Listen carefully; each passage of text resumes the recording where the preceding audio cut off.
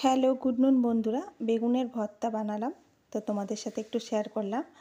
শীতকালে বাজারে খুব সুন্দর সুন্দর বেগুন পাওয়া যায়, তো আমি বাজার থেকে বেগুন নিয়ে এসেছিলাম।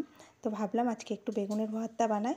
এখানে আমি 3টা পিস বেগুনে নিয়েছি, নিয়ে আর এখানে ধনেপাতা নিয়েছি, একটা কাঁচা লঙ্কা আর একটা গোটা টমেটো নিয়েছি।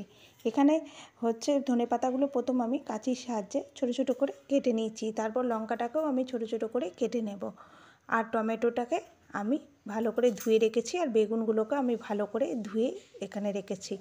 দেখো, বেগুনগুলোর উপর আমি এবার পরিমাণ মতো নুন আর পরিমাণ মতো হলুদ দিয়ে আমি ভালো করে বেগুনের এপাশ ওপাশ নুন হলুদটাকে ভালোভাবে মাখিয়ে নেব, যাতে দুই পাশটা লবণ আর হলুদটা সমানভাবে হয়ে যায়। তারপর আমি একটা কড়াই গরম করে তার মধ্যে সর্ষের তেল দিয়েছি অল্প একটুখানি, দিয়ে সর্ষের তেলটা যখন গরম হয়ে গেছে তখন বেগুনের আমি পিসগুলোকে এক এক করে ছেড়ে দেব। এই বেগুন ভর্তা তো অনেক রকমভাবেই বানানো যায়, তো এই বেগুন ভর্তাটা আমি বানিয়েছি, এতটাই সুন্দর হয়েছিল খেতে। তোমরা একবার অবশ্যই ট্রাই করো। এর মধ্যে রসুনের 4-5টা কোয়াও দেওয়া যেত, কিন্তু এটা আমি নিরামিষই করেছিলাম। এর মধ্যে আমি কোনো পেঁয়াজ বা রসুন অ্যাড করিনি। দেখো, বেগুনগুলো 4 মিনিট মতো আমি ঢাকনা দিয়ে রেখেছিলাম বেগুনগুলোর ওপরে আর টমেটোর উপরে। তো এক পাশটা যখন নরম হয়ে গেছে, আবার ঢাকনা খুলে আমি আবার পাল্টে দিলাম পাশটা, আবার আমি অপর পাশ আবার পাল্টে দেবো। দুই পাশটা যখন নরম হয়ে গেছে, এবার আমি আর কোনো ঢাকনা দিইনি। এবার আমি সুন্দর করে আবার নরম হতে দেবো একটুখানি, দিয়ে আবার ঢাকনা খুলে এবার আমার বেগুনগুলো সম্পূর্ণ নরম হয়ে গেছে, ভাজাও হয়ে গেছে সুন্দরভাবে। এবার আমি টমেটোর খোসাটা আমি তুলে নিলাম ওখান থেকে। টমেটোটাও ভালোভাবে নরম হয়ে গেছে। খোসাটা তুলে নিয়ে আমি এখানে বেগুনগুলোকে এক এক করে থালার মধ্যে তুলে নিচ্ছি, সাথে টমেটোটাও নিয়ে নিচ্ছি। টমেটোটা প্রপার সেদ্ধ হয়ে গেছে, সাথে ভাজা ভাজাও হয়ে গেছে। নিয়ে আমি এবার একটা ম্যাশারের সাহায্যে বা কাঁটা চামচের সাহায্যে এভাবে ম্যাশ করে নিতে হবে।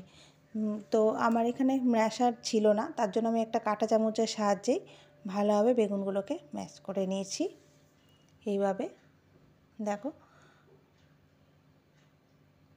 তারপরে টমেটোটাকেও ম্যাশ করে নিয়ে এর মধ্যে কেটে রাখা যে ধনেপাতাটা আর লঙ্কাটা সুন্দরভাবে মেখে নেব, যাতে সব টমেটো, বেগুন আর ধনেপাতা, কাঁচা লঙ্কা সব সুন্দরভাবে যাতে মাখা হয়ে যায়।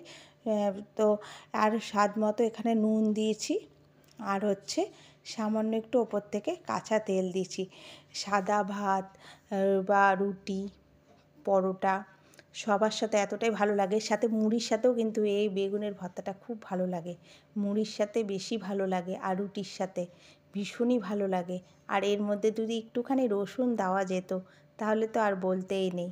যাই হোক, আমি নিরামিষভাবেই বানিয়েছি, এটাও খুব সুন্দর হয়েছিল। একবার অবশ্যই ট্রাই করো তোমরা। এই রকমই উপর থেকে একটু কাঁচা সর্ষের তেল দিয়ে সব একসাথে সুন্দর করে মেখে নিচ্ছি, যতক্ষণ না সব কিছু সুন্দরভাবে টমেটো আর বেগুন আর কাঁচা লঙ্কা, ধনেপাতা সব একসাথে সুন্দরভাবে যতক্ষণ না হচ্ছে ততক্ষণ আমি সব একসাথে মেখে নিচ্ছি, সবার সাথে সবার মিশিয়ে নিয়ে সুন্দর করে। এই দেখো, আমার হয়ে গেছে বেগুনের ভর্তাটা একবারে রেডি খাওয়ার জন্য।